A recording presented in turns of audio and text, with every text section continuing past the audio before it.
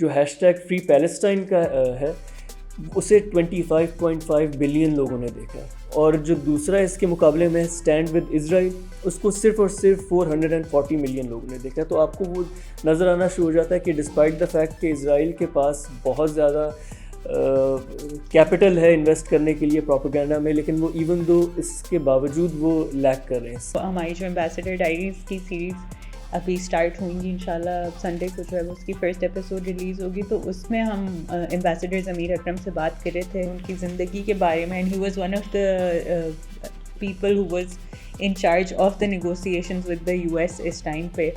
اور انہوں نے بتایا کہ 2-3 آفرز آئیں. ایک آفر یہ تھی کہ آپ جو ہے وہ کولڈ ٹیسٹ کر لیں، آپ ہاٹ ٹیسٹ نہیں کریں. جب بھی ہم یونیورسٹیز میں آپ نے دیکھا ہوگا کہ میٹرک ایف ایس سی کے بچے جاتے ہیں اور ایک سائڈ پہ آپ کے کیمرے سسٹم کے ہوتے ہیں، تو ہمیشہ یہی کہا جاتا ہے کہ یار ان لوگوں کی انڈرسٹینڈنگ اچھی ہے کیمبرج والوں کی، اور ان کا جو ہے نا رٹا اور ان کی لرننگ پاور اچھی ہے. سو ایک وہ بڑا چیز بنتی ہے کہ لوگوں کو پتہ ہے یار کہ میرا اے گریڈ آئے گا اگر میں نے فار ایگزامپل 100 میں سے 95 نمبر لیے تو میں رٹا لگا کے وہ کر لوں گا. سو اس لیے اس رٹا سسٹم کو بھی ختم کرنا، کیونکہ جی پی اے میں آپ کی بہت ریلیٹیو گریڈنگ اسٹارٹ ہو جاتی ہے پھر. Hello and welcome to another episode of Direct 8 News. آج کے ایپیسوڈ میں ہم بات کرنے والے ہیں سیز فائر کے بارے میں، وہ سیز فائر جو حماس اور اسرائیل کے درمیان طے پایا گیا ہے. ساتھ ہی ساتھ ہم بات کریں گے ان کچھ یو ایس لا میکرز کے بارے میں جنہوں نے خط لکھ کے U S secretary of state Anthony Blinken کو یہ اپیل کی ہے کہ پاکستان کی اسسٹنس جو یو ایس اسسٹنس ہے اسے روکا جائے. ساتھ ہی ساتھ ہم پاکستان کے ایجوکیشن سسٹم کے بارے میں بھی بات کریں گے، جس میں گریڈنگ کے تعلق جو معاملہ ہے اسے چینج کرنے کی بات کی جا رہی ہے. سب سے پہلے میں اپنے پینل کو انٹروڈیوس کرا لوں. میرے ساتھ ہیں عائشہ علی. السلام علیکم. وعلیکم السلام. اینڈ عائشہ فاروق. السلام علیکم. وعلیکم السلام. پہلے ٹاپک کے اوپر آ جاتے ہیں. تھوڑا سا ایکسپیکٹڈ لیکن ان ایکسپیکٹڈ چیز سیز فائر، جس کے بارے میں بہت عرصے سے بات ہو رہی ہے، پریشر ویسٹرن ورلڈ میں بڑھتا چلا جا رہا تھا. اب سامنے یہ آیا ہے کہ 22 نومبر کو ایک سیز فائر معاہدہ ہوا ہے حماس اور اسرائیل کے درمیان. اب یہ ان افیکٹ امیجیٹلی نہیں آیا، کہا جا رہا ہے کہ کچھ دن لگیں گے یہ معاہدہ پورا مکمل ہونے میں اور ان افیکٹ آنے میں. اور لیکن اس میں اب یہ چیز ہے کہ 14 سے 15 ہزار جو فلسطینی ہیں ان کی شہادت ہوئی ہے پچھلے کچھ ہفتوں میں، جو ہم یہ ساری فائٹنگ دیکھ رہے ہیں. اس کے بعد یہ سیز فائر کی خبر، اور اس سیز فائر کی خبر کے بعد بھی کچھ رپورٹس آ رہی ہیں کہ 100 سے زیادہ لوگ ایئر سٹرائکس میں اور اسرائیلی اگریشن کی وجہ سے ان کی ڈیتھ ہو گئی ہے. خیر، اب میں تھوڑا بہت چاہ رہا تھا کہ ہم اس کی ڈیٹیلز کے اوپر جائیں. ایک چیز میں مینشن کر دوں کہ اس میں کچھ پلیئرز تھے جن کی بات کی جا رہی ہے. ایک تو یو ایس تھا ہی، ساتھ ایجپٹ اور قطر کی بھی بات کی جا رہی ہے کہ انہوں نے ایک بڑا رول پلے کیا ہے.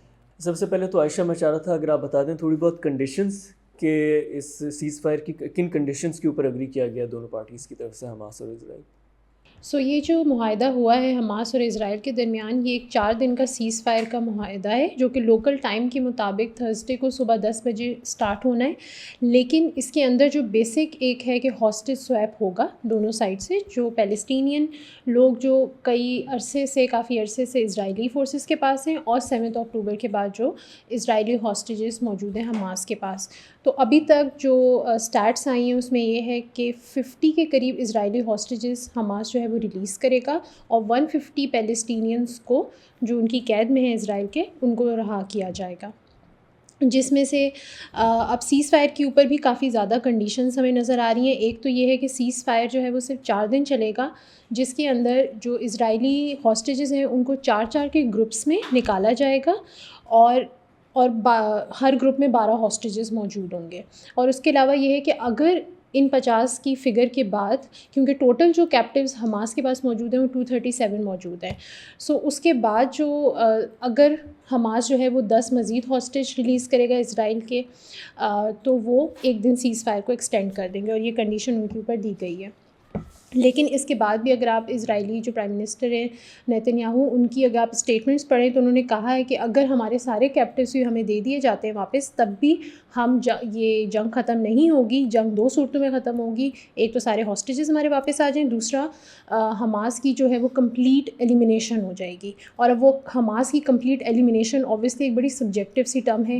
یہ کب اسرائیل ڈیسائیڈ کرے گا کہ حماس کدھر موجود ہے اور وہ کب ختم ہو گئے ہیں، اور اس کے اندر کتنی زیادہ پیلسٹینینز افیکٹ میں آ رہے ہیں. اور حماس ہیں کون؟ کیونکہ ہم اسٹیٹمنٹس دیکھتے ہیں وہ کہتے ہیں کہ یہ سارے بچے بھی حماس ہیں اور ڈاکٹرز بھی حماس ہیں، کیونکہ انہوں نے یہی کہا تھا کہ ہاسپٹل کے نیچے بھی حماس کی ٹنلز موجود ہیں.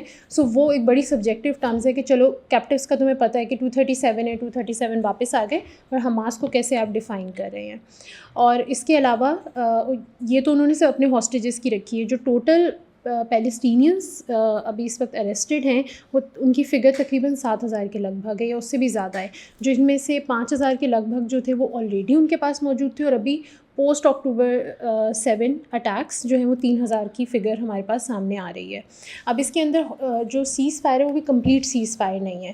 غزہ میں سچویشن یہ ہے کہ سدرن غزہ جو ہے وہ کمپلیٹ سیز فائر آبزرو کرے گا، لیکن جو آپ کا ناردرن غزہ ہے جہاں پہ کہا جاتا ہے کہ آپ کی حماس کی میجورٹی جو لوگ ہیں وہ موجود ہیں اور وہ مین ٹارگیٹ ہے اسرائیلی فورسز کا، تو وہاں صبح 10 سے شام 4 بجے تک صرف سیز فائر ہوگا، اس کے بعد سیز فائر نہیں ہوگا. ایک کمپلیٹ سیز فائر موجود نہیں ہے، اور ناردرن غزہ میں جو عام پیلسٹینینس ہیں وہ اپنے گھروں کو واپس نہیں جا سکتے یا وہ اپنے علاقوں میں واپس نہیں جا سکتے. تو ایک یہ بھی چیز ہے.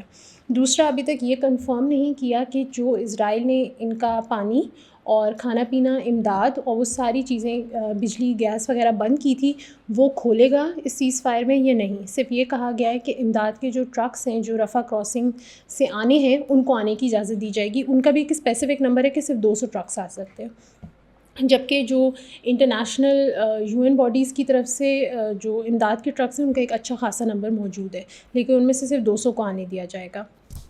اور اس کے علاوہ ایک اور بھی جو انہوں نے چیز کہی ہے کہ جتنا انہوں نے ایندھن دیا ہے گیس اور بجلی کی صورت میں وہ صرف اتنا ہے جو 4 دن کے سیز فائر میں چل سکتا ہے. اس کے بعد ان کے اوپر سے دوبارہ سے ساری سپلائی جو ہے وہ اسرائیل بند کر دے گا. یہ بھی کچھ فی الحال ہمارے پاس کنڈیشنز. اب ان میں سے کتنوں پہ عمل ہوتا ہے اور کتنوں پہ نہیں ہوتا یہ ہمیں پھر آگے آنے والے دنوں میں معلوم ہوگا. میرا خیال ہے اس میں یہ ڈسکس کرنے کی بھی کرنا ضروری ہے کہ سیز فائر 1.5 مہینے سے ایک قتل و غارت ہو رہی تھی، سیز فائر کیوں نہیں ہوا اور اب جا کے کیوں ہوا. اگر میں اپنے پوائنٹ آف ویو تھوڑا بہت دوں تو 2-3 چیزیں تو بہت کلیئر تھی. ایک تو یہ کہ امریکن سپورٹ تھی، اور امریکن سپورٹ کیوں تھی سیز فائر کے اگینسٹ. ایک میں بڑا ایک انٹرسٹنگ آرٹیکل پولیٹیکو ایک جریدہ ہے اس کے اوپر رپورٹ کیا گیا تھا کہ جو بائیڈن ایڈمنسٹریشن ہے اس کے اندر کافی لوگوں کا یہ بھی کمپریہنشنس تھی کہ اگر سیز فائر ہو جاتا ہے تو غزہ کے اندر جو صحافی ہیں انہیں ایک براڈر ایکسیس مل جائے گا کہ وہ آرام سے گھوم سکتے ہیں، دیکھ سکتے ہیں کہ ڈیمیج کس حد تک ہوا ہے، اور وہ پھر جب پوری دنیا میں رپورٹ کیا جائے گا تو وہ اسرائیل کے جو نیریٹو ہے اس کے اگینسٹ جائے گا اور لوگ اور خلاف ہو جائیں گے. دوسرا، انٹرنیشنل کمیونٹی بھی جو شروع میں بہت زیادہ اسرائیل کی ڈیفنس میں آئی اور کہا گیا کہ Israel has the right to defend itself, اس کے بعد وہ بھی آہستہ آہستہ تھوڑے بہت وہاں سے بھی سوالات اٹھ رہے تھے کہ اتنے زیادہ شہریوں کو مار دینا اس طرح. پھر ہم نے وہ فرینچ پریزیڈنٹ کی بھی اسٹیٹمنٹ پڑھی تو وہ انٹرنیشنل پریشر ماؤنٹ ہو رہا تھا. آلسو ایک اور جو پوائنٹ اس میں بہت زیادہ ڈسکس کیا جا رہا ہے وہ یہی ہے کہ نیتن یاہو ہیز اگریڈ یا has pushed for this ceasefire at this point in time because جو انٹرنل پریشر تھا فرام دا اسرائیلیز جو جن کی فیملیز جو ہیں وہ ہاسٹیجز ہیں. US کے بھی 10 آفیشلز ہیں that are supposedly under in the custody of Hamas. تو ان پہ بھی ایک بہت آپ کو اوور آل ایک بلڈنگ پریشر نظر آ رہا ہے گورنمنٹ پہ کہ to take some action for the return of these hostages. ابھی تک جو ہے وہ ایک بہت بلینکٹ اپروچ چل رہی تھی نیتن یاہو کی اور اس کی ملٹری کی. And now what has happened is کہ you see this sudden shift کہ اچھا اب ہاسٹیجز جو ہیں وہ all of a sudden have become a priority, اور انہی کے ٹرمس پہ جو ہے وہ جیسا کہ عائشہ نے بتایا کہ جتنے وہ ہاسٹیجز واپس کریں گے اتنا سیز فائر ایکسٹینڈ ہوگا، اس قسم کی باتیں. Also one more thing was کہ جو حماس کی طرف سے ہاسٹیجز آئیں گے اور جو حماس ہاسٹیجز دے گا اس میں بھی ایک کافی سگنیفیکنٹ وہ ہے، نمبرز میں کافی ڈفرینس ہے. اور وہ آئی تھنک پارشلی اس وجہ سے بھی ہے کہ ایک تو یہی بات کہ آبویسلی حماس کو تھوڑا سا جو ہے وہ اس وقت سویلینس کا بھی سوچ کے چلنا پڑ رہا ہے کہ a lot of them have been displaced. دوسری بات یہ ہے کہ ان دا پاسٹ ویو سین کہ US کی ایک نیگوشیٹنگ ٹیکٹک ہوتی ہے جہاں پہ وہ ایک پارٹی سے جو ہے وہ کہتے ہیں کہ یا ایک نیچرل سی بات ہے کہ وہ دیکھنا چاہتے ہیں کہ جو بھی بندہ نیگوشیٹ کر رہا ہے اس کا کتنا کنٹرول ہے. تو جو انیشلی 3-4 ہاسٹیجز جب واپس آئے تھے وہ ایک اسٹیپ تھا وہاں پہ جہاں پہ انہوں نے اسیس کیا کہ قطر کی کتنی سے ہے اس پورے پروسیس میں, اور جو حماس کا پولیٹیکل ونگ ہے قطر میں ان کا کتنا رول ہے اس پورے کانفلکٹ میں. آن دا ہول جو اسرائیلی ہاسٹیجز ہیں وہ ڈفرینٹ گروپس کے پاس ہیں, تو دیر از نو کلیئر سالڈ نمبر, کچھ یعنی ایسٹیمیٹس ہی ہیں ایٹ موسٹ. ان میں سے بہت سارے جو ہیں ہیو آلسو been victims, ہاں, اور dual nationals بھی ہیں, and a lot of them have become victims of the Israeli air raids obviously. تو اب یہی آئی گیس دیکھنا باقی ہے کہ آگے کس طرح سے چلتے ہیں, سیز فائر ہوتا بھی ہے کہ نہیں, کیونکہ there is also a very big trust deficit on both ends. دونوں سائڈیں ایک دوسرے کو ٹرسٹ نہیں کرتی ہیں, تو اے اسمال مسٹیک کین دوبارہ سے وہ کانفلکٹ شروع ہو جائے گا. ایشا کچھ ایڈ کرنا چاہتے ہیں؟ ہاں, اور I just want to add کہ کہیں پہ آپ اگر اسرائیل کی اسٹریٹجی دیکھو تو آپ کو انڈرسٹینڈ ہوتا ہے کہ کہیں نہ کہیں وہ اپنے اس پورے ہاسٹیج والی چیز کو انٹرنیشنلی بہت زیادہ کیش بھی کرا رہے ہیں. دس از دا سول ریزن. اگر آپ کسی بھی ویسٹرن بندے کی اسٹیٹمنٹ دیکھتے ہو جو پرو اسرائیلی, ان کا یہی کہنا ہے کہ اچھا کیونکہ ان کے پاس ہاسٹیجز بھی تو ہیں نا ہمارے پاس, اور انہوں نے اتنا وہ کیا ہے, تو that is why this is all justified whatever I D F is doing right now. So جتنے ہاسٹیج ان کے پاس رہیں گے میرے خیال سے تب تک اسرائیل کے پاس ایک بڑا اپر ہینڈ رہے گا ان دا نیریٹیو میکنگ. سو وہ ان کے لیے ایک بڑی اچھی چیز بھی ہے کہ تھوڑے سے لائیں اور باقی جو ہیں وہ انہی کے پاس رہنے دیں. بالکل. پلس جو پرائم منسٹر نیتن یاہو ہے ان کی جو گورنمنٹ ہے وہ ایک کولیشن گورنمنٹ ہے, تو یہ بھی چیز بھولنی نہیں چاہیے کہ وہ آلریڈی بہت ویک گورنمنٹ ہے, اور جو وہاں کے پولیٹیشینز ہیں وہ اپنے آپ کو ایک ایسے بندے کے ساتھ پارٹنرشپ میں نہیں دیکھنا چاہتے جس نے ملٹری آپریشن کر کے بھی وہ ہاسٹیجز کو اگر ریلیز نہیں کرا پایا تو وہ ایک فیلئر تصور ہوگا. ساتھ ہی ساتھ اس میں سیز فائر کی ایک اور وجہ یہ بھی کہی جا سکتی ہے کہ حزب اللہ جو ہے, جو ایک حماس کے مقابلے میں ایک بہت بڑی تھریٹ ہے اسرائیل کو, انہوں نے یہ کہا تھا کہ اگر یہ سیز فائر ہو جاتا ہے تو وہ بھی اس کے اوپر عمل کریں گے, ایون دو اس سیز فائر کی جتنی بھی نیگوسیشنز تھی اس میں حزب اللہ انوالو نہیں تھا. لیکن ہاں, ہم پچھلے کچھ عرصے سے دیکھ رہے ہیں کہ جو بارڈر ہے لبنان اور اسرائیل کا, وہاں پہ کچھ ہم جھڑپیں دیکھ رہے ہیں ڈیلی کے بنیادوں پہ ہوتی ہیں. تو اگر حزب اللہ بھی پیچھے ہٹ جائے تو یہ ایک انٹائسنگ آفر ہو جاتی ہے اسرائیل کے لیے. ساتھ ہی ساتھ میں ایک اور جو بات کرنا چاہ رہا تھا وہ ایک وار آف نیریٹیوز ہے. شروع میں جس طرح میں نے بات کی بہت زیادہ سپورٹ آ گئی, لیکن سوشل میڈیا پہ اگر دیکھا جائے, اور میں اسپیسیفکلی اس میں مینشن کرنا چاہوں گا امریکہ کے اندر ریپبلکن پارٹی جو ہے وہاں سے بہت زیادہ یہ سوال اٹھایا جا رہا تھا کہ ٹک ٹاک اسپیسیفکلی جو ہے وہ اس قسم کا کانٹینٹ پروموٹ کر رہی ہے جو پرو پیلسٹائن ہو اور اینٹی سیمیٹک. وہ بیسکلی وہ پرو پیلسٹائن نہیں کہتے, وہ ڈائریکٹ اینٹی سیمیٹک کہہ دیتے ہیں. اور یہی سملر اسٹریٹجی ہم دیکھ رہے ہیں ایکس کے اوپر بھی, جو فارمرلی ٹویٹر ہوا کرتا تھا, اور ایلان مسک کے اوپر بھی اینٹی سیمیٹزم کے لگائے جا رہے ہیں ایلیگیشن. لیکن اس کے بعد پھر ٹک ٹاک کی جو اس کے اوپر اسٹیٹمنٹ آئی ہے وہ بڑی انٹرسٹنگ ہے. انہوں نے کہا کہ ہم لوگوں کا اوپینین فارم نہیں کرتے, ہمارا جو کانٹینٹ ہے وہ الگوریدم ہی اس طرح بیسڈ ہے کہ لوگوں کی انٹرسٹ کے مطابق. اور اس کے بعد یہ میڈیا کے اوپر اٹھایا گیا کہ ٹک ٹاک بیسکلی جو کہنا چاہ رہا ہے وہ یہ ہے کہ امریکہ کے اندر جو یوتھ ہے وہ پرو پیلسٹائن ہے, اس میں ٹک ٹاک کی غلطی نہیں ہے.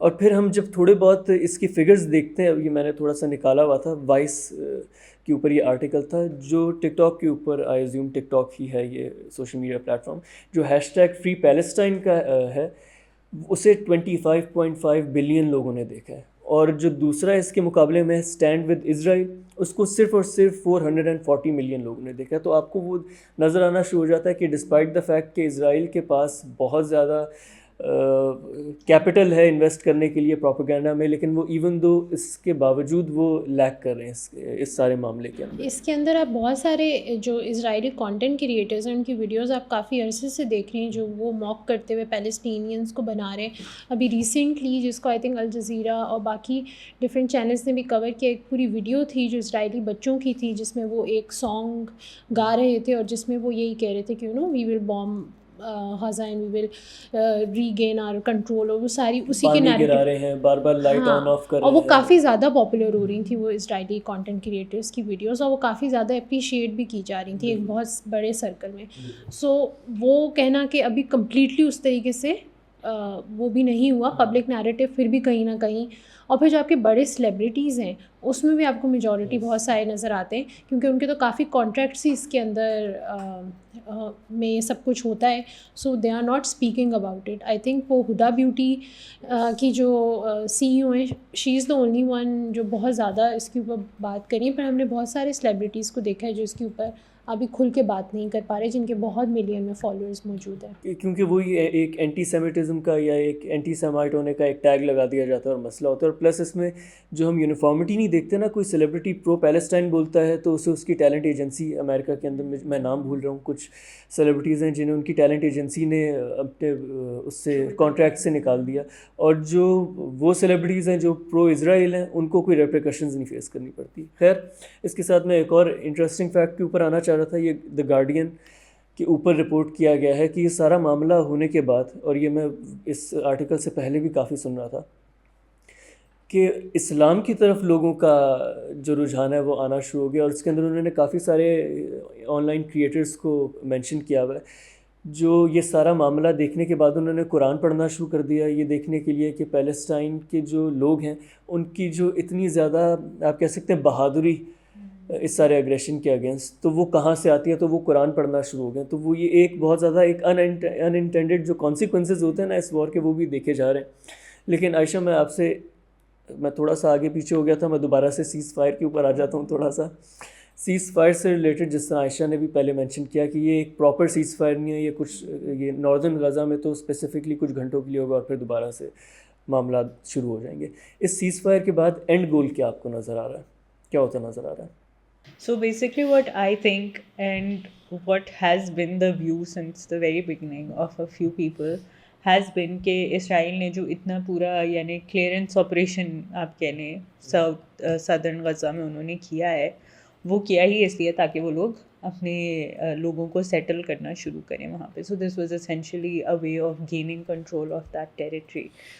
بہت سارے کیسز میں ایسا ہو بھی چکا ہے. we've seen tanks going in, we've seen a lot of the Israeli defense forces go in, conduct raids, some of them have come back, some of them have not.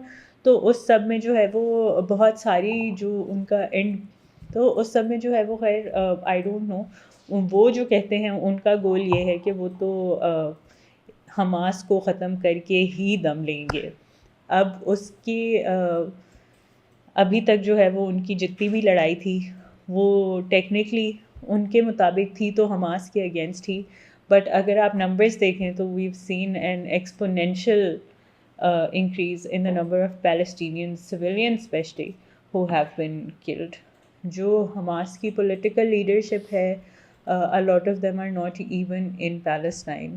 جو ہیں پیچھے وہ موسٹلی جو ہے وہ ان کے بریگیڈز ہیں, Palestinian جہاد کے لوگ ہیں, اور یعنی وہی فائٹرز ہیں ان کے وہاں پہ.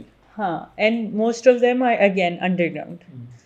تو اب اگر آپ انڈر گراؤنڈ کیپیبلٹیز کی بات کریں کہ اسرائیل کے پاس کتنی کیپیبلٹیز ہیں, کیا وہ انڈر گراؤنڈ جا کے ایک اتنا سکسیزفل آپریشن کر سکتے ہیں, کیونکہ ابھی تک جو ہم دیکھ رہے ہیں وہ obviously it's drawing the ire of the rest of the world as well, کہ a lot of countries will be, اگر ابھی نہیں بھی کر رہی ہیں اپنا سپورٹ ودرا تو شاید کسی نہ کسی پوائنٹ پہ آ کے وہ کر ہی دیں. جس طرح ابھی یو ایس نے بھی پریشر کیا اسرائیل کو ٹو کنڈکٹ سیز فائر تاکہ وہ لوگ بھی اپنے لوگ واپس بلا سکیں, اسرائیل کو بھی اپنے ہاسٹیجز واپس مل سکیں.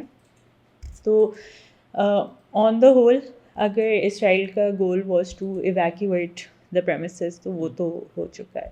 اگر ان کا گول یہ ہے کہ وہ حماس کو ٹارگیٹ کریں, اس کے لیے انہیں انڈر گراؤنڈ جانا پڑے گا ٹنلز میں, اور ان ٹنلز کو میپ کرنے میں ان کو بہت ڈیفیکلٹی ہوگی. انڈر گراؤنڈ جو ہے وہ جی پی ایس سگنلز وغیرہ اتنے ہیں نہیں, انڈر گراؤنڈ جو ہے وہ G P S signals obviously don't work as accurately اور ایز ویل, اور سپلائی لائنس کا ایک ایشو ہوگا کہ they don't know the length and the breadth of these tunnels, کہ یہ کتنا ڈیپ جاتے ہیں, کہاں کہاں تک جاتے ہیں, تو کتنے لوگوں کو بھیجیں گے, کون واپس آ سکتا ہے, کس طرح سے ڈیوائڈ کریں گے اپنی ٹیم. اور جہاں تک اسرائیل کی جو ڈیفینس کیپیبلٹیز کا سوال ہے, وہاں پہ ان کے سولجرز کی جو ہے وہ بہت I'm sure that some of their soldiers are very brave and have fought valiantly for their country. But at the same time ان کے بارے میں جو ہے وہ ڈفرینٹ قسم کی کہانیاں سننے کو ملتی ہیں. کہا یہی جاتا ہے کہ اسرائیل کی جو گراؤنڈ فورسز ہیں وہ اتنی اسٹرانگ نہیں ہیں as oppose to what for instance آپ کے قسام بریگیڈ وغیرہ جو ٹرین ہوئے ہوئے ہیں ان کے حساب سے. سو دیر از a lot to be considered ہے. اور آئی تھنک کہ ابھی کہہ تو وہ کچھ رہے ہیں پر ہوتا کیا ہے یہ تو پتہ ہی چلے گا. اسی کے ساتھ میرا خیال ہے سیکنڈ سٹوری کے اوپر چلتے ہیں. یو ایس اسسٹنس کی بات کی جا رہی ہے کہ روکا جائے. پاکستان کے اندر ہم پچھلے 1-1.5 سال سے دیکھ رہے ہیں پولیٹیکل ٹرموائل ہے, ایلیگیشنز لگائی جا رہی ہیں ہیومن رائٹس وائلیشنز کی. اور ایک کویشچن جو بار بار اٹھایا جاتا ہے وہ یہی ہے کہ امریکہ جو کہ پوری دنیا میں ہیومن رائٹس کے بارے میں بات کرتا ہے, وہ پاکستان میں جو وائلیشنز ہوتی ہیں سملر تو آواز کیوں نہیں اٹھائی جاتی. اور اسپیسیفکلی بنگلہ دیش میں اگر ہم دیکھیں الیکشن سے ریلیٹڈ اور ان کی الیکشن کی فری اینڈ فیئر الیکشنز ہوں گے یا نہیں ہوں گے, وہاں پہ جو یو ایس اسٹیٹ ڈپارٹمنٹ ہے اس کے بڑے اسٹیٹمنٹس آ رہی تھی, لیکن پاکستان سے ریلیٹڈ سملر اسٹیٹمنٹس نہیں آ رہی تھی. حالانکہ یہاں پر بھی پنجاب اور کے پی کے الیکشنز جو ہیں وہ اپنی ایک کانسٹیٹیوشنل جو لمٹ تھی اس سے آگے چلے گئے تھے. خیر, اب وہاں کے کچھ لا میکرز ہیں, 11 لا میکرز ہیں, جس میں ایک نوٹیبل نام اگر میں لوں جو کانگریس وومن الہان عمر ہیں, ان کا نام آ رہا ہے کہ یہ لیٹر لکھا گیا ہے secretary of state Anthony Blinken کو کہ پاکستان کی جو اسسٹنس ہے وہ روکی جائے. اور روکنے کے پیچھے بھی جو ریزننگ ہے وہ یہی ہے کہ ہیومن رائٹس وائلیشن پلس ایک چیز جو میں مینشن کرنا چاہ رہا ہوں, ہیومن رائٹس وائلیشنز اور فری اینڈ فیئر الیکشنز کے علاوہ انہوں نے جس چیز کا مینشن کیا ہے وہ کرمنل لا امینڈمنٹ بل 2023 جو ہم ڈائریکٹریٹ نیوز کے اوپر ہم نے اس وقت بھی اس کے اوپر ڈسکشن کی تھی, جو بیسکلی بلیسفیمی سے ریلیٹڈ تھا. اور اس کے بعد پھر انہوں نے اسے جوڑا ہے جڑاں والے انسیڈنٹ سے کہ پاکستان کے اندر جو انٹالرنس ہے, ریلیجس انٹالرنس, وہ بڑھتی جا رہی ہے. پھر ساتھ ہی ساتھ انہوں نے ایمان مزاری کے اریسٹ کی بھی بات کر دی کہ بغیر وارنٹ کے اریسٹ. اور ایک جو انٹرسٹنگ ان کی طرف سے ایک کنڈیشن آئی ہے وہ یہ ہے کہ امریکہ اپنی طرف سے کچھ آبزرورز بھیجے اور جو پروسیڈنگز ہیں جس طرح ایمان مزاری کا کیس ہو گیا, خدیجہ شاہ کا کیس ہو گیا, عمران خان صاحب کا کیس ہو گیا, وہاں پہ وہ لوگ بیٹھ کے دیکھیں کہ کیا یہ پروسیڈنگز ایک لیجیٹمیٹ طریقے سے چل رہی ہیں کہ نہیں. ساتھ ہی ساتھ ایک اور چیز جس کی بات کی گئی ہے وہ یہ ہے, اور یہ امریکہ کے اندر آئی تھنک ان کا ایک اسپیسیفک لا ہوتا ہے جسے کہتے ہیں لیہی لاز اینڈ سیکشن 502B, ان کا فارن اسسٹنس ایکٹ کا ہے. اب اس میں یہ اس چیز کا پتہ لگایا جاتا ہے کہ کیا یو ایس اسسٹنس, چاہے وہ ملٹری اسسٹنس ہو چاہے وہ فائنینشیل اسسٹنس ہو, کیا اس اسسٹنس سے کہیں نہ کہیں ہیومن رائٹس وائلیشنز ہوئی ہیں کہ نہیں ہوئی. تو وہ چاہتے ہیں کہ اس کی بھی پوری انویسٹیگیشن کرائی جائے. میں عائشہ آپ کی طرف آنا چاہ رہا تھا اس کی, کیونکہ یہ بڑی ہسٹری ہے. جی can I just add one comment. I think it's very funny کہ بہت ساری جو انہوں نے کنسرنز ریز کیے ہیں, a lot of them can be very much be traced back to the US. اگر ہم مسنگ پرسنس کی بات کریں تو جو initial speed of enforce dish appearances تھا وہ اسٹارٹ ہی یو ایس کی وار آن ٹیرر کے ساتھ ہوا تھا, جس میں جب یعنی کیا نام ہے جنرل پرویز مشرف کی بک کا ایک لائن ہے جو بہت زیادہ کوٹ کی جاتی ہے کہ پیسوں کے لیے جو ہے وہ سویلینس کو اٹھا کے they would just frame them as terrorists and send them back to the US. اسی طرح اگر مسنگ پرسنس کی بات کی جاتی ہے, اسی طرح اگر آپ اس کی بات کریں, عمران خان کے کیس کی بات کریں تو عمران خان بہت لارجلی جو ہے وہ کریڈٹ اس چیز کا دیتا ہی ویسٹ کو ہے کہ اس کو ہٹانے میں, اور یہ جو پورا 9 مئی کا وہ ہے اس کو ہٹانے میں, آرمی کا کنٹرول ایک طرح سے پھر سے ری اسٹیبلش کرنے میں کنٹری میں, اس میں جو ہے وہ اگر دیکھا جائے پی ٹی آئی کے پوائنٹ آف ویو سے تو بہت امریکن جو ہے وہ یو ایس انوالومنٹ, ہاں ایلیگیشنز یہی ہیں. لیکن میں جو تھوڑی بہت بات کرنا چاہ رہا تھا وہ اسسٹنس کی تو ہے, لیکن اسسٹنس کو اگر ہم دیکھ لیں کہ وہ ایکچوئل فگرز میں تھوڑے مینشن کرنا چاہ رہا تھا, اور یہ میں نے ویب سائٹ سے اٹھائے ہیں جو یو ایس ایمبیسی کی ویب سائٹ ہے پاکستان میں. وہ مینشن کرتے ہیں کہ 2002 کے بعد سے, یا انہوں نے ان کے ورڈنگ میں پچھلے 20 سال کے اندر امریکہ نے پاکستان کو $32 بلین کی ڈائریکٹ انویسٹمنٹ دی ہے. اس کے بعد انہوں نے مینشن بھی کیا ہوا ہے کہ چاہے وہ 2005 کے ارتھکویکس ہوں, یا وہ فلڈز ہوں 2010 یا 11 کے, چاہے وہ آپ کی فل برائٹ اسکالرشپ ہو, چاہے وہ کووڈ 19 کی ڈونیشنز ہوں, تو امریکہ ساتھ ساتھ رہا ہے. اور اسی کے ساتھ آج سے کچھ ہی دن پہلے آلموسٹ $4 ملین کی اسسٹنس بلوچستان میں اینٹی جو یا کاؤنٹر ٹیررزم جو ان کی فورس ہے اس کو ڈونیٹ کرنے کی بات کی گئی ہے، جس میں یہی ہے کہ $1 ملین لگیں گے ان کی جو فلڈ کی وجہ سے پولیس اسٹیشنز وغیرہ خراب ہو گئے تھے ان کی رینوویشن میں، اور $2 ملین میں آگے پیچھے کر گیا ہوں، $2 ملین لگیں گے ریپیئر کرنے میں ان پولیس اسٹیشنز کو جو فلڈ کی وجہ سے ڈیمیج ہوئے ہیں، اور پھر $2 ملین لگیں گے نئے پولیس اسٹیشنز بنانے کے لیے. تو وہ نظر آ رہا ہے کہ ایک طرف تو ویسے بات کی جا رہی ہے اسسٹنس روکنے کی، لیکن دوسری طرف بالکل فریش ایک اسسٹنس پاکستان کو ملی ہے.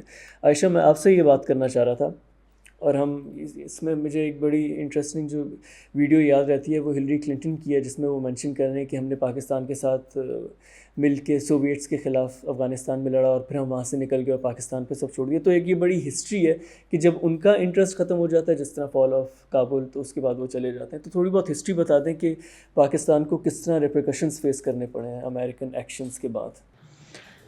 یہ جو آپ نے بات کی کہ ہم سوویت انویژن کے بعد، یہ ہم نے ہسٹری میں ڈفرینٹ پوائنٹ آف ٹائمز میں دیکھا ہے کہ یو ایس نے ہمارے اوپر جو سینکشنز لگائی ہیں اور اس کے اوپر کتنی اسسٹنس روکی گئی ہے، چاہے وہ ملٹری ہارڈ ویئر کی ڈلیوری کی تھی، چاہے وہ آپ کی اکنامک اسسٹنس تھی، وہ روکی گئی ہے. اوور آل کچھ ریسرچ پیپرز میں دیکھ رہی تھی 1948 سے 2016 تک کا وہ ریسرچ پیپر تھا، جس کے اندر ٹوٹل $78.3 بلین کی اب تک اسسٹنس آ چکی ہے، چاہے وہ اکنامک اسسٹنس ہے، چاہے آپ کی ملٹری اسسٹنس ہے. لیکن یہ بھی دیکھنے کی بات ہے کہ یہ اب آئی کب ہے پاکستان میں. پاکستان نے جو سب سے پہلے پاکستان کا ملٹری اور اکنامک ایڈ ٹرمینیٹ کیا تھا وہ 77 کے اراؤنڈ کیا تھا، جب پاکستان نے اپنا نیوکلیر پروگرام سٹارٹ کیا تھا. اور اس ٹائم پہ یہ نیوکلیر ویپن پروگرام نہیں تھا، that was just nuclear programme جو ڈاکٹر عبدالسلام نے سٹارٹ کیا تھا. نیوکلیر انرجی کو کس طریقے سے ہم یوز کر سکتے ہیں فار ڈفرینٹ ایکٹیویٹیز، اور اس وقت یہ ویپنری پروگرام نہیں تھا. لیکن اوبویسلی یو ایس نے اس کے اوپر اس کو وجہ بنا کے کہ جو پاکستان ہے، لائک یو ایس نے یہ اسٹیٹمنٹ دی تھی کہ we are force to do it, کیونکہ پاکستان جو ہے وہ نیوکلیر پروگرامنگ کی طرف جا رہا ہے. انہوں نے سب سے پہلے اپنی سینکشنز لگائی تھیں. بٹ 2 سال کے بعد 79 میں ہم دیکھتے ہیں، دسمبر 79 میں سوویت انویژن آف افغانستان آ جاتی ہے، اور ان کو یو ایس کو یاد آ جاتا ہے کہ پاکستان اس میں بہت اچھا رول پلے کر سکتا ہے. اور ہم نے پھر بہت دفعہ ہم نے اس کا ذکر بھی کیا ہے، بہت ساری کتابوں میں ملتا ہے. آپ جنرل حمید گل جو اس ٹائم پہ ISI چیف تھے، اگر آپ ان کے کچھ پرانے انٹرویوز بھی دیکھیں تو اس میں انہوں نے بہت کھل کے بات کی ہوئی کہ کس طریقے سے اس ٹائم جو پاکستان کی انٹیلیجنس تھی یا پاکستان کی ملٹری تھی وہ CIA کے لیے کام کر رہی تھی، اور کس طریقے سے وہ لوگ جو ہیں آپ کی افغانستان میں مجاہدین کو پرووائڈ کر رہے تھے.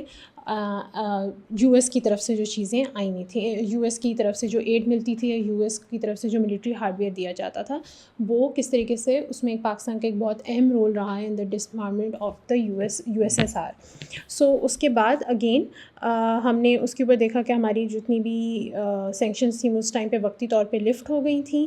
79 سے 89 کے دوران ہم نے دیکھا کہ پاکستان کے اوپر جو ہے وہ یو ایس کی سینکشنز جو تھیں وہ ختم کر دی گئیں، گفٹ کر دی گئیں. اور اس ٹائم پہ پاکستان کو بہت زیادہ اکنامک اسسٹنس اور ملٹری ایڈ بھی دی گئی تھی، بیکاز یہ وہ سارا ٹائم تھا جب سوویتس جو تھے وہ افغانستان میں تھے. اینڈ اوبویسلی ان کو USSR کو ختم کرنے کے لیے پاکستان کا ایک بہت اہم رول تھا، جو کہ US ڈائریکٹلی نہیں پلے کر رہا تھا، پاکستان کے تھرو کر رہا تھا.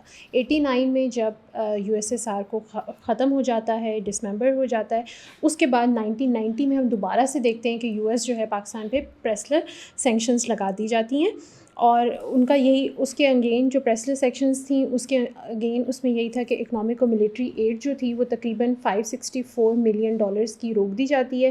ایون جو ملٹری اکوپمنٹ پاکستان امریکہ سے خرید بھی رہا تھا اس کی ڈلیوری بھی روک دی جاتی ہے 1990 میں. اور اگین انہوں نے وہی کہا کہ ان کے حالات ایسے ہیں، یہ اکنامک پروگرام کی طرف یہ نیوکلیر پروگرام کی طرف جا رہے ہیں، نیوکلیر ٹیسٹ کی طرف جا رہے ہیں. اور پھر ہم نے 98 میں دیکھا کہ جب انڈیا نے نیوکلیر ٹیسٹ کر لی اور پاکستان نیوکلیر ٹیسٹ کرنے کا ارادہ رکھ رہا تھا، تو اس ٹائم پہ US کی طرف سے بہت زیادہ پریشر آیا پاکستان پہ کہ آپ پہ مزید سینکشنز لگائی جائیں گی اگر آپ نے نیوکلیر ٹیسٹ کنڈکٹ کیے.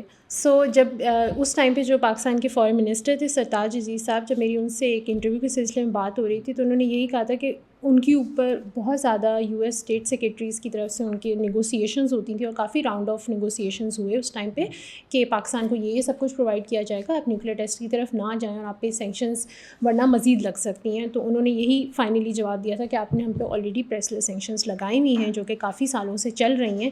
سو ہم جب انڈیا کر چکا ہے تو اب تو ہمارے پاس کوئی ریزن باقی ہی نہیں رہا کہ ہم نیوکلیئر ٹیسٹ نہ کریں اس میں. بالکل, اس بات سے مجھے ایک اور اسٹوری یاد I just on a tangent. ہم جو ہے وہ ہماری جو ایمبیسڈر ڈائریز کی سیریز ابھی اسٹارٹ ہوئیں گی انشاءاللہ. سنڈے کو جو ہے وہ اس کی فرسٹ ایپیسوڈ ریلیز ہوگی. تو اس میں ہم ایمبیسڈر ضمیر اکرم سے بات کر رہے تھے ان کی زندگی کے بارے میں. And he was one of the people who was in charge of the negotiations with the U S اس ٹائم پہ. اور انہوں نے بتایا کہ 2-3 آفرز آئیں. ایک آفر یہ تھی کہ آپ جو ہے وہ کولڈ ٹیسٹ کر لیں, آپ ہاٹ ٹیسٹ نہیں کریں. دوسری آفر جو تھی وہ یہ تھی کہ ہم آپ کے F-16 ریلیز کر دیں گے, آپ بس اس کو وہ کرنے دیں, جانے دیں ابھی. اور تیسری آفر یہ تھی کہ ہم چائنا کے ساتھ جو ہے وہ سیکیورٹی پیکٹ ایک سائن کروا دیں گے آپ کا بہت لاسٹنگ. تو انہوں نے کہا کہ چائنا کے لیے ہمیں آپ کی ضرورت نہیں ہے. اور جہاں تک کہ باقی چیزوں کی بات تھی کہ F-16 تو آپ ہمیں دیں گے. اور باقی جو ہے وہ پھر انہوں نے کہا کہ میں نے ان سے بہت پوائنٹ بلینک یہ بات کی کہ جب آپ کو روکنا تھا تو آپ کو انڈیا کو روکنا چاہیے تھا. اب آپ ہمیں نہیں کہہ سکتے we don't have any we can take any other position on this, ہمارے پاس کوئی آپشن نہیں ہے. سو یا ایسی بہت اور بھی بہت انٹرسٹنگ باتیں ہوئی ہیں. Stay tune for the first episode of ambassador diaries انشاءاللہ. That and many other ambassadors جن کی بہت انٹرسٹنگ اسٹوریز رہی ہیں. صحیح, ہم میرا خیال ہے ٹریلر کو لنک ڈال دیں گے ڈسکرپشن کے اندر اسی کے. لیکن عائشہ آپ کچھ مینشن کر رہی تھی کہ یہ کس طرح ٹرینڈ چلتا رہا. سو جس طریقے سے عائشہ نے بھی کہا کہ بہت زیادہ یو ایس پریشر تھا جب پاکستان نیوکلیئر ٹیسٹ کنڈکٹ کرا تھا 98 میں, لیکن اس کے بعد 2 سال تک اگلے 2-2.5 سال جو رہے ہیں وہ پاکستان کے لیے بہت مشکل رہے تھے کیونکہ مزید اس کے اوپر سینکشنز لگی ہیں, مزید اکنامک کرائسس ایک آپ نے دیکھا کہ Pakistan was almost about to default around 98-99 جب آپ نے نیوکلیئر ٹیسٹ کنڈکٹ کیے. لیکن اس کے بعد 9/11 ہیپنڈ, اور جب 9/11 ہوتا ہے سپٹمبر میں تو 22 سپٹمبر کو 2001 کو اس ٹائم پہ پریزیڈنٹ بش نے جو ہے ایک اسٹیٹمنٹ بھی جاری کی, اور وہ ان کو ایک بڑی اسٹریٹجک اسٹیٹمنٹ تھی کیونکہ انہوں نے دیکھ لیا تھا کہ اب جو آگے ان کا لائحہ عمل رہے گا 9/11 کو لے کر, اور اس میں پاکستان پھر اگین ایک بہت امپورٹنٹ رول پلے کر سکتا ہے کیونکہ اگین وہ ایک نیبرنگ کنٹری افغانستان کی. اور انہوں نے پھر بعد میں ہم نے دیکھا کہ کس طریقے سے پرویز مشرف صاحب جو تھے, جو ہمارے اس ٹائم پہ پریزیڈنٹ تھے, انہوں نے جو ہے جا کے پریزیڈنٹ بش کے ساتھ ہاتھ بھی ملایا, وار آن ٹیرر کے وہ الائی بھی بنے. ان کے بھی اپنے ریزنس تھے, ان کو وہ بعد میں بھی انہوں نے کئی بار اپنے انٹرویوز میں کہا کہ اگر میں نہیں یہ سب کچھ اسٹیپ لیتا اور اگر میں پاکستان کو وار آن ٹیرر میں الائی نہیں بناتا تو پاکستان کا بھی وہی مجھے دھمکی دی گئی تھی کہ پاکستان کا بھی وہی حال کیا جائے گا جو انہوں نے سیریا وغیرہ یا باقی جو ہم نے ان کی ڈفرینٹ انوالومنٹس دیکھی ہیں. ساتھ ہی ساتھ ایک چیز میرا خیال ہے موٹیویٹنگ فیکٹر یہ بھی تھا کہ جنرل مشرف چونکہ ایک ڈکٹیٹر تھے تو انہیں لیجیٹمیسی کے لیے ایک امریکن لیجیٹمیسی مل جائے تو ایک ڈپلومیٹک اسٹینڈ, یہ بھی ایک ریزن ہو سکتا ہے. لیکن اس میں جو سب سے انٹرسٹنگ چیز ہے جو ابھی ہم ڈسکس بھی کریں, اس میں پریزیڈنٹ بش کی اسٹیٹمنٹ ہے کہ انہوں نے یہ ڈینائی کیا کہ جتنے بھی پاکستان کی, کیونکہ اس ٹائم پہ بالکل اسسٹنس بند ہوئی ہوئی تھی, جتنی ملٹری ہارڈ ویئر کی ایکسپورٹس تھیں وہ بھی ختم ہوئی ہوئی تھیں.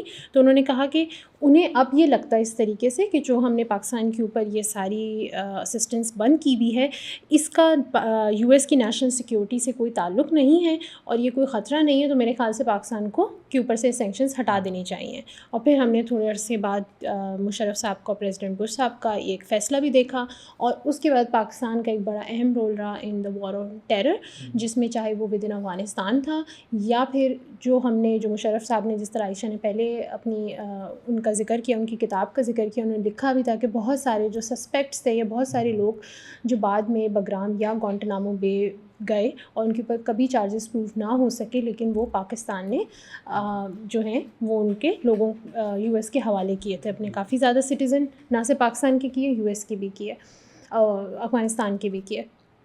سو پھر اگین ہم دیکھتے ہیں کہ اس ٹائم میں پاکستان کو بہت زیادہ اسسٹنس بھی دی جاتی ہے, اکنامک اسسٹنس دی جاتی ہے. لیکن اب جو ریسنٹلی ہم یہ سارا کچھ دیکھ رہے ہیں, کیونکہ اب فال آف کابل کو بھی تقریباً 2 سال سے اوپر ہو گیا، اور اب شاید یو ایس کا اس طریقے سے مزید انٹرسٹ نہیں رہا پاکستان میں فی الحال.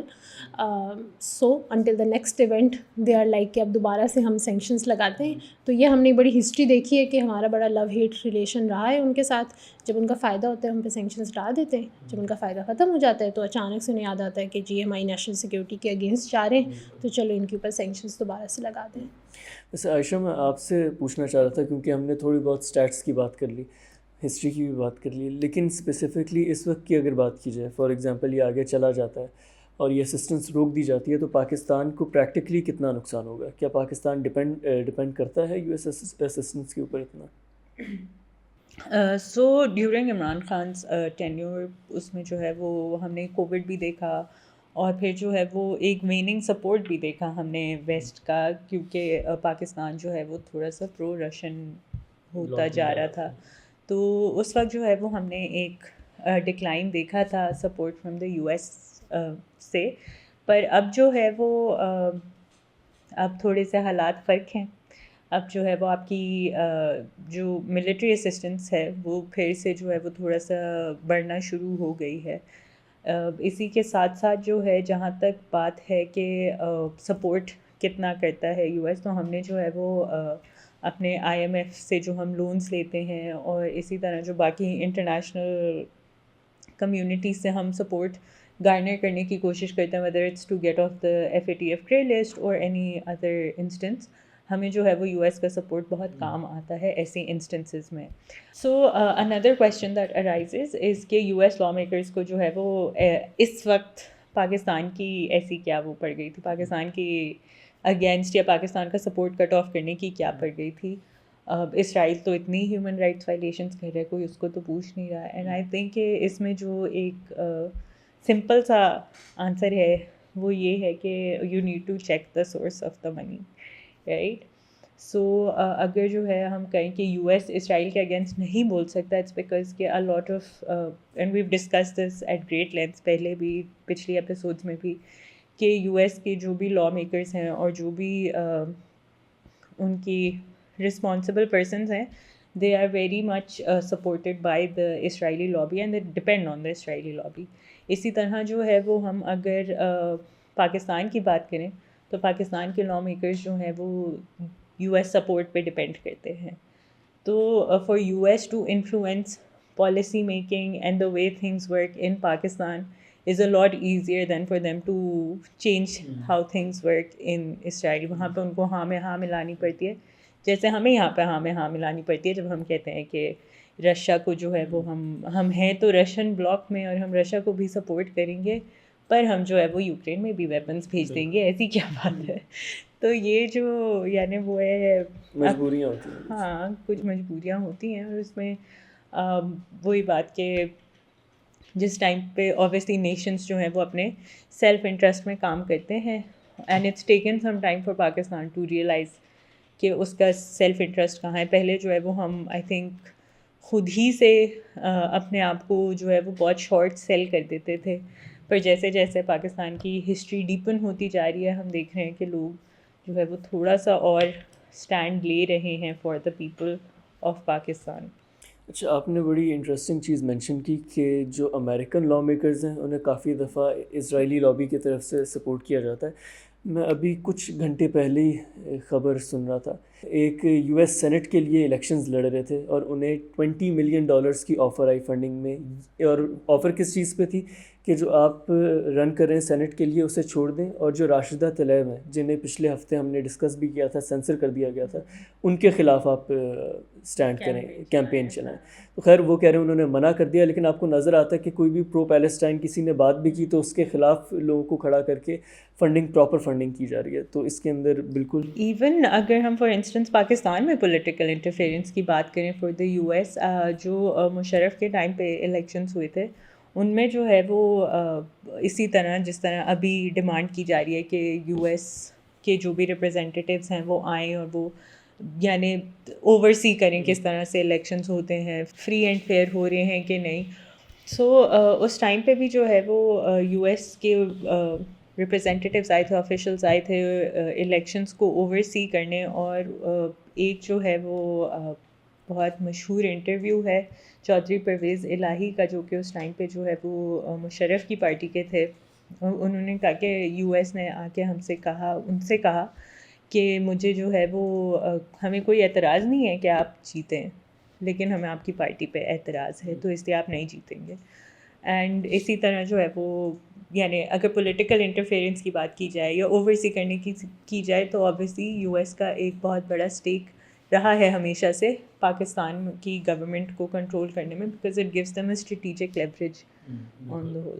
اور بالکل جس طریقے سے عائشہ نے کہا کہ ان کا انٹرسٹ رہا ہے، تو ایک ابھی جو انٹرسٹ ان کا تھوڑا بہت اگر ہم اینالائز کریں کہ چلیں وہ افغانستان سے تو جا چکے ہیں، فال آف کابل کو بھی 2 سال سے زیادہ ہو گیا ہے، بٹ ایک جو ابھی چیز ہے وہ رشیا یوکرین وار میں کہیں نہ کہیں پاکستان کا سٹانس، اور جس طرح ہم نے اپنی لاسٹ ایپیسوڈ جو ہم نے شوٹ کی تھی ڈائریکٹوریٹ نیوز کی، اس کے اندر بھی ہم نے ڈسکس کیا تھا کہ کیا پاکستان نے یوکرین کو ملٹری ایڈ دی ہے یا نہیں.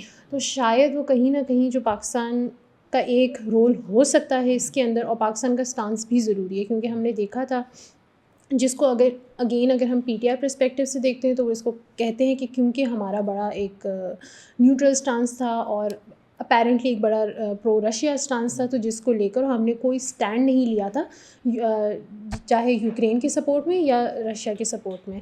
سو اوبویسلی یو ایس کا ابھی ایک انٹرسٹ رہتا ہے کہ پاکستان کی نیکسٹ لیڈرشپ کون سی ہوگی اور ان کا کیا سٹانس ہوگا regarding the Russia Ukraine conflict جو کہ ہم نے دیکھا. سو شاید یہ ایک چھوٹا سا انٹرسٹ ان کا ابھی بھی پاکستان میں باقی ہے.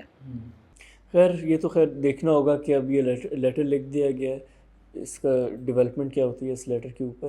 اب آتے ہیں اپنی تیسری سٹوری کے اوپر، اور عائشہ بتائیں یہ تیسری سٹوری کیا ہے؟ ہم فائنلی ایک بہت گڈ نیوز ڈسکس کرنے والے ہیں. پاکستان میں اب بچے فیل نہیں ہوا کریں گے، اب بس وہ ان گریڈڈ ہوا کریں گے.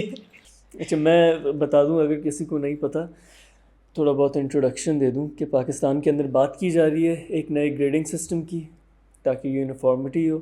اب اس میں گریڈنگ سسٹم کی ایکچوئل ڈیٹیلز کیا ہیں وہ عائشہ میں آپ ہی سے پوچھنا چاہوں گا کہ یہ گریڈنگ ڈیٹیلز کیا ہیں. سو بیسکلی جو ہے وہ ہم ایک لیٹر گریڈنگ سسٹم پہ شفٹ کر رہے ہیں. نو مور پرسینٹیجز اینڈ مارکس. اب جو ہے وہ گریڈس ملا کریں گے بچوں کو، اور ان گریڈس کی بیسس پہ جو ہے وہ ان کو 5 پوائنٹ جی پی اے پہ کہیں نہ کہیں جو ہے وہ ان کو گریڈ کیا جائے گا. سو ایک ٹوٹل آئے گا جس طرح یونیورسٹیز میں ہوتا ہے پاکستان کی آلریڈی، اور باقی دنیا میں جو ہے وہ اسکولس وغیرہ میں ہوتا ہے. بالکل. سو اور ایک تو یہ چینج ہے. دوسرا چینج یہ آیا ہے کہ پاکستان میں جو ہے وہ میٹرک اور ایف ایس سی کے بچوں کے لیے گریڈنگ سسٹم چینج کیا جا رہا ہے for the sake of uniformity. اس کو جو ہے کچھ حد تک کیمبرج سسٹم کی طرح کا کیا جا رہا ہے، جہاں پہ بچوں کو جو ہے وہ لیٹرز میں گریڈز ملتے ہیں، اور پھر ان کا جو ٹوٹل اسکور ہوگا وہ 5 پوائنٹ جی پی اے کے اسکیل پہ کیلکولیٹ ہوگا. اسی کے ساتھ ساتھ جو ہے وہ جو ہائیسٹ مارک ہوگا for all the Pakistani students interested in highest marks. تو جو بچے پہلے فیل ہوا کرتے تھے اب وہ فیل نہیں ہوا کریں گے، وہ جو ہے وہ اب یو ہوا کریں گے، جس کا بیسکلی جو ہے وہ انسیٹسفیکٹری رزلٹ کا مطلب ہوگا. اب جو پاسنگ مارکس ہیں وہ 40% سے اوپر ہیں. اور یہ جو گریڈنگ سسٹم ہے میٹرک ایف ایس سی کے بچوں کے لیے، یہ نیکسٹ ایئر سے اپلائی ہونا شروع ہو جائے گا، جو آپ کا اس سال کا اکیڈیمک ایئر ہے. لیکن یہ ایک دم سے چینج نہیں آئے گی. جو اگلے سال کے بچے اگلے سال جو بچے ایگزامس دیں گے ان کو ان کے رپورٹ کارڈس پہ جی پی اے بھی دیا جائے گا، اور ساتھ میں نمبرز بھی دیے جائیں گے، تاکہ ان کو انڈرسٹینڈنگ ایک بننا شروع ہو جائے کہ کس طریقے سے جی پی اے سسٹم کام کرتا ہے.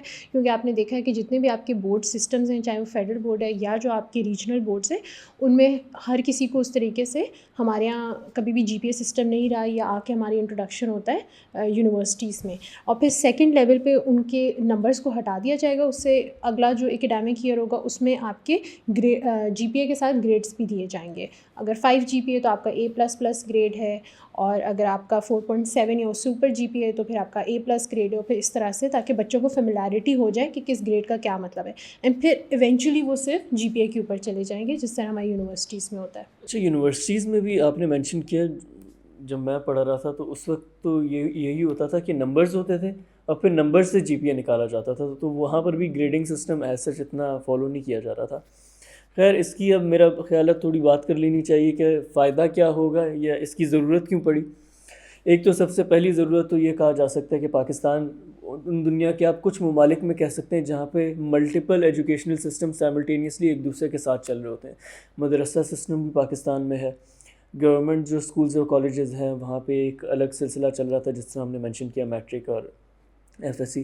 پھر ہم دیکھتے ہیں کیمبرج سسٹم یا او اے لیولز کا, وہ ایک الگ چل رہا تھا. تو ہاں یہ ایک ہو جائے گا کہ ایک سملیرٹی آ جائے گی, جو ڈفرینسز بن چکے ہیں اس میں تھوڑا بہت آسانی ہوگی. اور آسانی اس لحاظ سے بھی ہوگی کہ ہم کافی دفعہ دیکھتے تھے کہ جو او اے لیولز کرنے والے بچے تھے انہیں اسکالرشپس اچھی مل جاتی تھی, وہ باہر چلے جاتے تھے, وہ آلریڈی ایک پریولیجڈ بیک گراؤنڈ سے ہوتے تھے جو او اے لیولز کرتے تھے, پھر انہیں اسکالرشپس بھی مل جاتی تھی.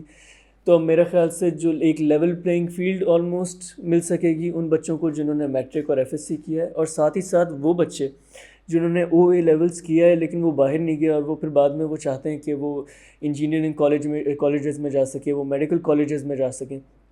تو وہاں پہ میرٹ اتنا ہائی ہوتا تھا اور وہ نمبرز کے اس پہ ہوتا تھا 90+% پہ ان کا ایکویلنسی والا وہ سسٹم بالکل بن جاتا جو ہے. ان کا, بلکہ میں پڑھ بھی رہا تھا ان کا ایک اسپیسیفک ورڈ ہوتا ہے کہ جب یہ اپنا کنورژن کراتے ہیں او اے لیولز والے تو وہ IBCC کنورژن ہوتی ہے, اور اس کی وجہ سے وہ بڑا مشکل ہوتا تھا ایک او اے لیول والے بچے کو میڈیکل کالجز کے اندر جانا. تو وہ ایزی ایک زمانے میں جو ہے وہ آپ کی ایکولنس میں جو بھی آپ کا یعنی ایکچوئل پرسنٹیج بنتا تھا اس میں سے -10% کر دیا جاتا تھا, اور پھر وہ 10% یعنی ڈیڈکٹ کر کے پھر آپ کی ایکولنس سرٹیفکیٹ پہ آتا تھا. تو اگر آپ کے اس پہ 60% لکھا ہوا ہے فار انسٹنس تو واز ٹیکنیکلی 70%, جس کو پھر جو ہے وہ ڈیگریڈ کر دیا گیا.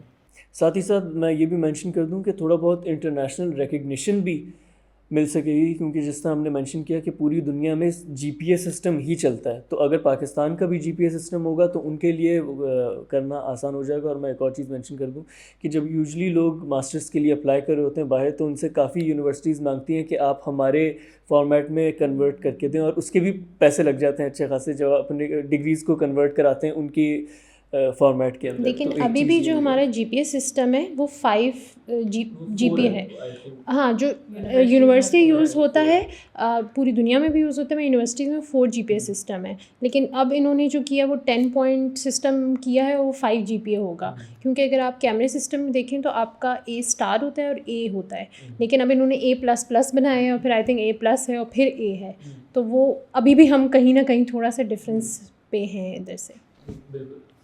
اچھا, اور اس میں ایک اور چیز, یہ تھوڑا سا اوپینین ٹائپ ہو جائے گا, میں ایک آرٹیکل پڑھ رہا تھا اس کے اندر مینشن تھا, میں نے کہا میں مینشن کر دوں کہ ایک چیز یہ کہا جاتا ہے کہ جو پرانا سسٹم تھا نمبرز کا تو وہ اس میں کمپٹیشن بہت زیادہ آ گیا تھا, کیونکہ گریڈس تو خیر نمبر وائز نہیں ہوتے نا, آپ کو کلاس میں ہوتا ہے کہ کسی نے 25 میں سے 24 لیے تو پھر آپ کہتے ہیں میرے 23 کیوں ہے, حالانکہ گریڈز میں کچھ نمبرز ایک ہی گریڈ ریپرزینٹ کرتے ہیں. تو آئی تھنک جو ایک اور لاجک سامنے پیش کی جا رہی ہے وہ یہ ہے کہ اس سے کمپٹیشن اتنا جو ہے نا نمبرز اورینٹیڈ وہ نہیں رہے گا, انڈرسٹینڈنگ کے اوپر زیادہ فوکس کیا جائے گا. اور جیسے کہ فراز ابھی آپ نے کہا کہ ایک کمپٹیشن آ جاتا ہے نمبرز کے اوپر اور بڑا انہیلدی کمپٹیشن بن جاتا ہے, تو اس کے اندر یہ بھی ہمارا ایک رٹا سسٹم دیکھا گیا. اور ہمیشہ جب بھی ہم یونیورسٹیز میں آپ نے دیکھا ہوگا کہ میٹرک ایف ایس سی کے بچے جاتے ہیں اور ایک سائڈ پہ آپ کے کیمرے سسٹم کے ہوتے ہیں, تو ہمیشہ یہی کہا جاتا ہے کہ یار ان لوگوں کی انڈرسٹینڈنگ اچھی ہے کیمبرج والوں کی, اور ان کا جو ہے نا رٹا اور ان کی لرننگ پاور اچھی ہے. سو ایک وہ بڑا چیز بنتی ہے کہ لوگوں کو پتہ ہے یار کہ میرا A گریڈ آئے گا اگر میں نے فار ایگزامپل 100 میں سے 95 نمبر لیے تو میں رٹا لگا کے وہ کر لوں گا.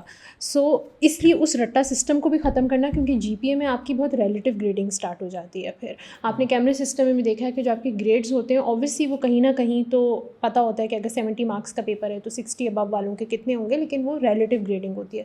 تو تب آپ کو ایکچولی میں سمجھ کے پڑھنا ہو, وہ رٹا سسٹم ختم ہو جاتا ہے. تو that is one of the major reasons جس کی وجہ سے جو IBCC والے ان کے ریپرزینٹیو ہیں انہوں نے بھی یہ کہا کہ this is one of the major reasons we wanted to change the number system اور گریڈنگ سسٹم, اور ہم اس کو GPA کی طرف لانا چاہ رہے تھے. اور اسی کے ساتھ ویسے عائشہ تھوڑا بہت بتائیے گا کہ میرٹ کے اوپر کیا امپیکٹ آئے گا اس کا.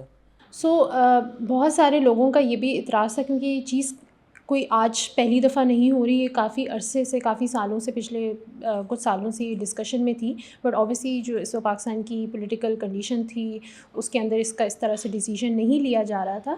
سو جو IBCC کے ہی ایگزیکٹو ڈائریکٹر ہیں ڈاکٹر غلام علی, ان سے بھی انہوں نے بھی اپنے کچھ انٹرویوز میں یہی بات کی ہے کہ بہت سارے لوگوں نے کہا کہ کیا فائدہ ہوگا، آپ گریڈنگ سسٹم تو چینج کر رہے ہیں، بٹ جو آپ کی بکس ہیں، آپ کا جو پڑھانے کا طریقہ ہے، جو ٹیچرس کا طریقہ ہے، especially matric F S C ہے، جتنے بھی آپ کے فیڈرل بورڈ اور جو باقی ریجنل بورڈز ہیں، وہ تو وہی پرانا طریقہ ہے. تو بچے کس طریقے سے اس کو چینج لائیں گے اور اس کا کیا ہی ایکچوئل فائدہ ہو سکتا ہے. تو انہوں نے یہی کہا کہ سب سے پہلے ہم گریڈنگ سسٹم کو چینج کریں گے اور آپ کا گریڈنگ سسٹم سے آپ کے پیپرز چینج ہونا شروع ہوں گے، اور پھر ایونچولی وہ ایک انہوں نے کہنا چاہیے بیکورڈ اپروچ کا کہا ہے کہ ہوگا.